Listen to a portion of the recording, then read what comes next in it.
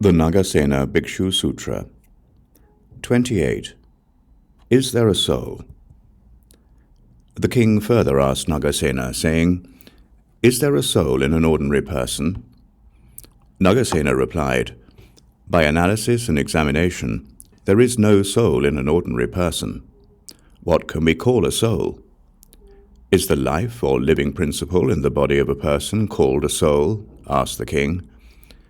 Then Nagasena asked the king, Can the living principle in a person see the material forms through eyes, hear sounds through the ears, smell odors through nose, taste flavors through tongue, feel smoothness and softness through body, and think over some objects with mind?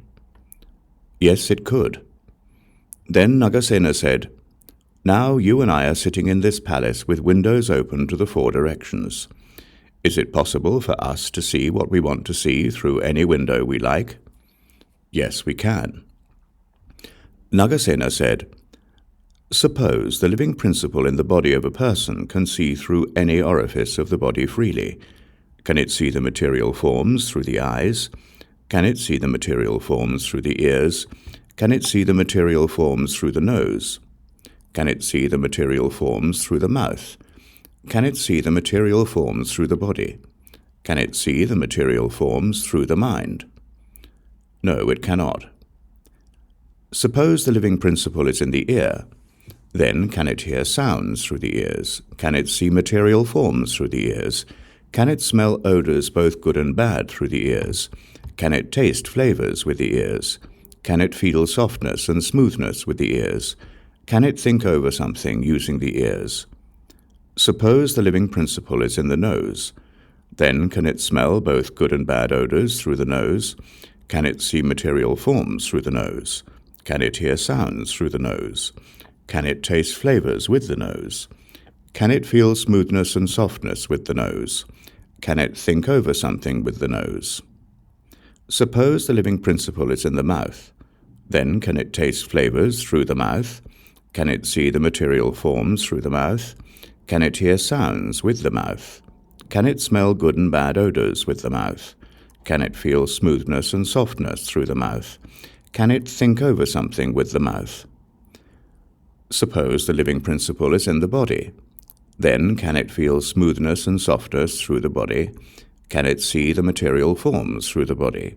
Can it hear sounds through the body? Can it smell both good and bad odors through the body? Can it taste flavors through the body? Can it think over something with the body? Suppose the living principle is in the mind. Then can it think over something with the mind? Can it see material forms through the mind? Can it hear sounds with the mind? Can it smell good and bad odors with the mind? Can it taste flavors with the mind? Can it feel smoothness and softness with the mind? No, it cannot, replied the king. Then Nagasena said, What you, great king, have said now and previous do not agree. Now, great king, you and I are sitting here in the palace. If the windows of the four directions are to be removed, then can our eyesight reach far and wide? Yes, it can reach far and wide. Suppose the living principle is in the body. Can it see far and wide when the doors, dvara, of eye are removed? Can it hear distant sounds when the doors of ear are cut off and enlarged? Can it smell distant odors when the nose is cut off and enlarged? Can it taste more flavors when the mouth is removed and enlarged? Can it feel softness and smoothness when the skin of the body is cut off? Is it able to know the Dharma more extensively when the mind is removed? No, it cannot, replied the king.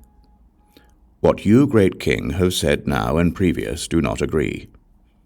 Then Nagasena asked the king, If your treasure or storekeeper comes and stands in front of you, can you know that he stands in front of you?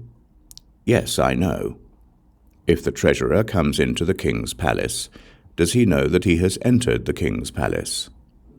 Yes, of course he knows. Then suppose the living principle is in the body of a person. Can it know sweetness or sourness or acidity or saltness or pungency or astringency when anything possessing flavor is laid upon the tongue? Yes, it would know it. What you, great king, have said now and previous do not agree." Then Nagasena gave a simile. "It is like a man drinking wine. If the man were to be put upside down into a big jar full of wine to taste the flavor of the wine, could the man know the flavor of the wine? No, he could not. But why does he not know the flavor? Because the wine could not get into his mouth, to the tongue, so he could not know the flavor of the wine. What you, great king, have said now and previous do not agree." Then the king said, "I am not capable of discussing such reasoning. Please explain to me how the matter stands." Nagasena said, "When a person sees the material forms with his own eyes, then the eye consciousness arises. Due to the arising of eye consciousness, there arise painful or pleasant feelings. Then the mind and thoughts come into contact. It is the same with regard to ears, nose, tongue, body, and mind. When the mind comes into contact with mind objects, then mind consciousness arises. Then, due to the arising of mind consciousness, there arise painful and pleasant feelings. From painful and pleasant feelings there arise thoughts. From thoughts there arises mindfulness. Thus it continues without a soul." Excellent, Nagasena.